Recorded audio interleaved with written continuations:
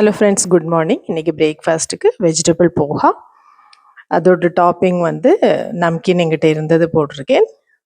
Save போட்டால் இன்னும் நல்லாயிருக்கும். அண்ட் கீ கொஞ்சம் மேலாக விட்டுருக்கேன்.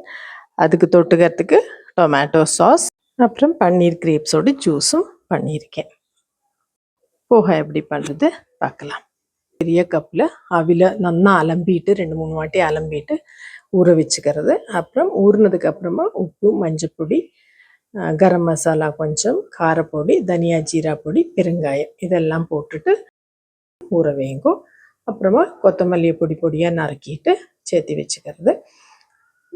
பொரிச்சு கொட்டுறதுக்கு வேண்ட பொருளெல்லாம் எடுத்து வச்சுட்டுருக்கேன். கொஞ்சம் எண்ணெய் ஜாஸ்தி விட்டுண்டு கடுகு ஜீரம் பொரிச்சு கொட்டிட்டு ஃபஸ்ட்டு உருளைக்கிழங்க ஹாஃப் ரோஸ்ட் பண்ணிவிட்டு அப்புறமா வெங்காயம் பச்சை மிளகாயை போட்டுக்கிறது.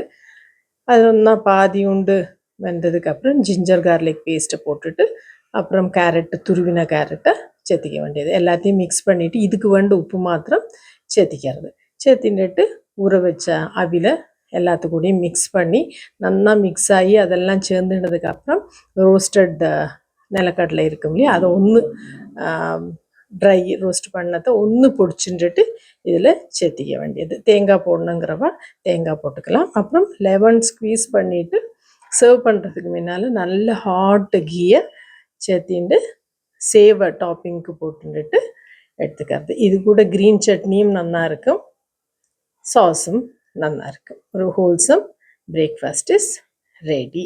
எல்லோரும் ட்ரை பண்ணி பாருங்கோ, ஃபீட்பேக் தாங்கோ, சப்ஸ்கிரைப் பண்ணுங்கோ. Thank you so much. பை.